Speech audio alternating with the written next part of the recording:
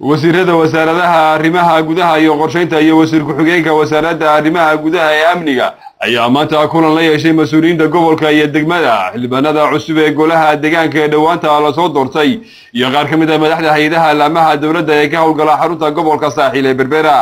ugu horreyn hadal halkaasi uu ka soo jeediyay wasiirka wasaaradda arrimaha gudaha ee dalka Jamhuuriyadda Soomaaliya Maxamed Nuur Caraare Duur ayaa uu ka waramay kulankani oo uu sheegay inuu yahay mid la doonayo in lagu gagal xaadho xilwareejinta mas'uuliyiinta cusub ee xilalka loo magacaabay iyo sidii ay kulan isbarasho iyo midayna loogu sameyn lahaa xubnaha golaha deegaanka ee dhawaanta la soo doortay. wasiirku waxa uu soo jeediyay xildhibaanada cusub ee golaha deegaanka ay la yimaadaan iskaashi iyo wada qabsi si loo horumariyo hawlaha qaranka ay u hayaan ee loo egmaday. Assalaamu calaykum waraxmatullaahi wabarakaatuh. waxaan salaamayaa mas'uuliyiinta qaranka iyo mudanayaasha iyo marti sharafka kale halkan fadhidaba. haddii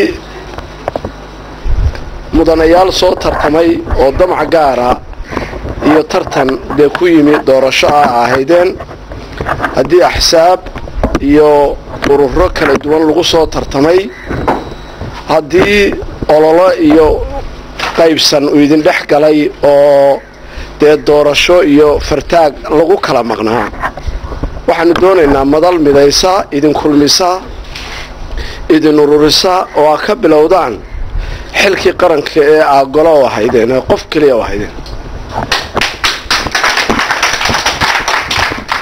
waxaan doonaynaa fadhigan waxaan u qabtay in aynu kulanno oo mudanayaashii ay kulmaan, ay ku midoobaan, ay ku saaxiibaan, laguna ilaawo wixii tartan iyo doorasho la soo maray, lagu ilaawo haddii kala qaybsanaani jirtay, lagu ilaawo haddii ururo jireen, loona midoobo golihii iyo dantii ummadda ee magaalada Berbereyna sugaysay.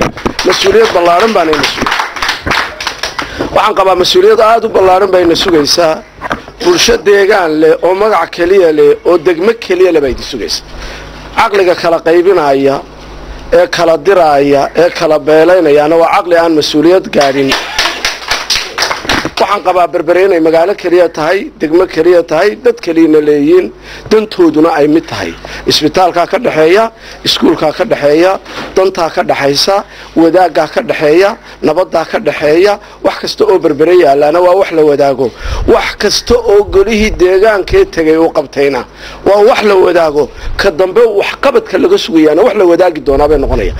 sidoo kalena wasiirka wasaaradda qorsheynta ee dalka Jamhuuriyadda Soomaaliya Saacad Xaaji Cali Shire ayaa isaguna sheegay in loo baahan yahay in golaha cusub ee deegaanku ay la yimaadaan wada qabsi, waxaana uu sheegay in laga maarmaan tahay in la midoobo si loo horumariyo hawlaha qaranka loo hayo. sidoo kalena duqii hore ee magaalada Berbera Cabdalla Maxamed Cali oo wali xilkaasi haya isla markaasina ku hadlayay afka xildhibaanada golaha deegaanka ayaa sheegay in si weyn u soo dhaweynayaan wasiirada shirkaasi ka soo qayb galay iyo kulankan maanta oo uu sheegay inuu yahay mid muhiimad u leh golaha deegaanka ee cusub iyo kuwii horeba.